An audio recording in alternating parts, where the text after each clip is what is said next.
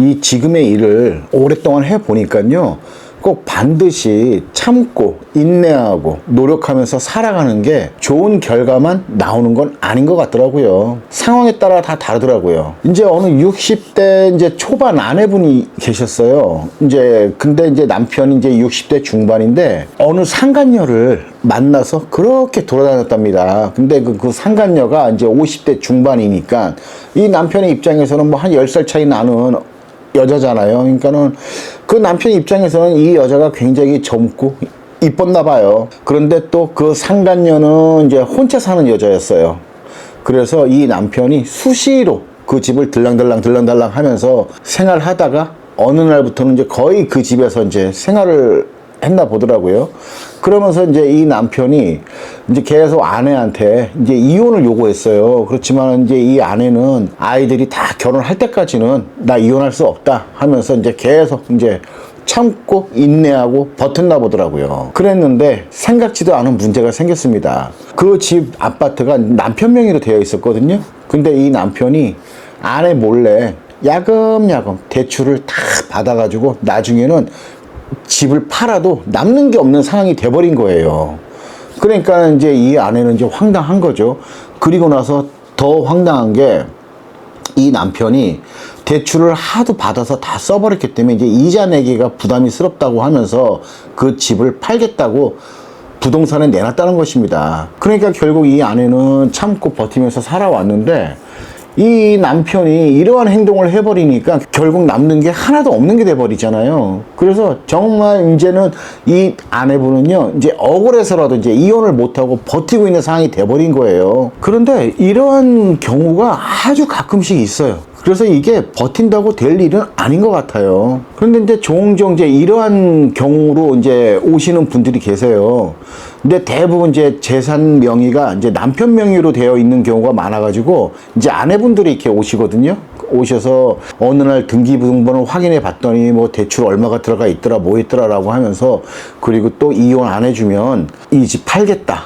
뭐 그렇게 협박도 하더랍니다. 그래서 이제 이러한 아내분들이 대부분 생각하시는 게 뭐냐면요, 그 집을 처분하지 못하게, 그리고 대출도 더 받지 못하게 이제 가압류하는 걸 생각하십니다. 그런데 현실적으로 가압류는 할 수는 있어요. 하지만 그게 최선의 방법은 아니에요. 왜냐면은요, 일단은 우리나라에서는요, 한쪽 일방의 재산을 가압류하려면요, 이혼을 전제로 해야 되는 것이에요. 그래서 이 부동산 가압류 신청을 할 때는요, 신청서에 내가 이혼을 할 것처럼 서류를 꾸며서 제출을 해야 됩니다.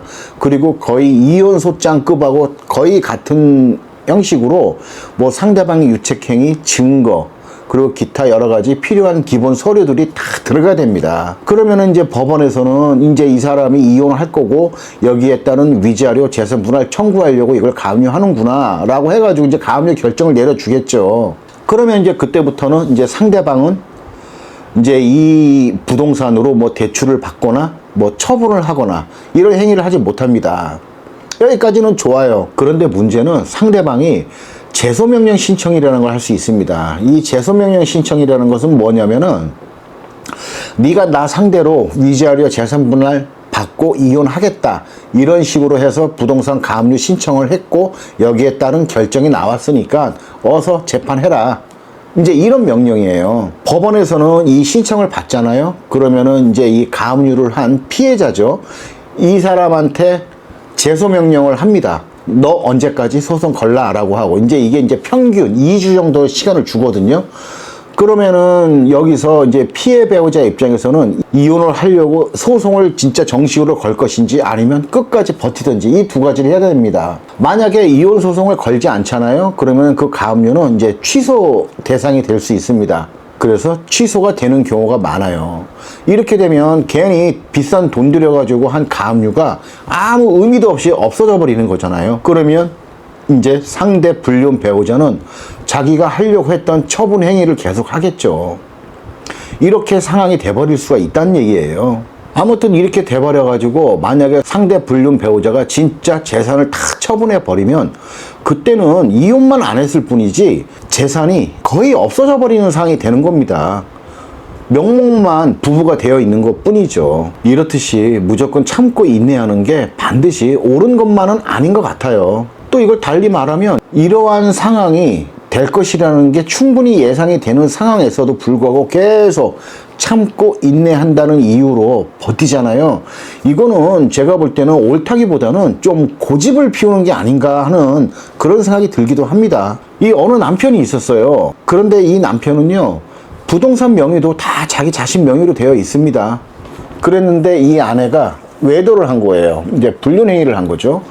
그러면서 이게 사람이 원래 그랬던 사람인지 아니면 불륜을 저지르면서 이렇게 사람이 변한 건지 모르겠지만 어느 날부터 그렇게 뻔뻔해지더랍니다. 그래도 어떻게 했든 간에 아이 때문이라도 이혼을 하고 싶어 하지 않았어요. 왜냐면은 이 남편은요, 이제 이혼 가정에서 자란 남편이었어요. 그래서 어렸을 때 자기 자신이 굉장히 좀 외롭게 자랐나 보더라고요. 그래서 그게 상당한 이제 트라우마였어요.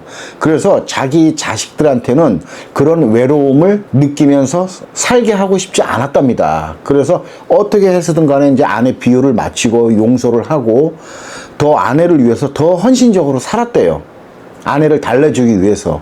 그리고 뭔가 좀 부족한 게 있으면 자기가 더 열심히 일을 해서 채워주면 아내가 정말 가정을 위해서 아이들을 위해서 열심히 살아주시지 않을까 이런 기대를 엄청 가졌답니다. 그렇게 해가지고 이제 5년이 지났어요. 근데 5년 지난 후 아내가 또 외도를 하다 또 걸린 거예요. 그런데 이 남편이 충격을 받은 건 지난 5년 동안 이 아내가 외도를 안 한 게 아니라 다만 남편이 모르고 있었던 거예요. 그래서 결국 이때 이혼을 결심하게 됐어요. 그때 남편은 그랬어요. 그냥 이렇게 살다가 나중에 자기 아내한테 버림을 받으면 더 비참해질 거다라는 생각에 그때 이제 이혼을 결심했습니다. 그랬는데 이 지난 5년 동안 남편이 정말 열심히 해서 재산도 더 많이 모았고요.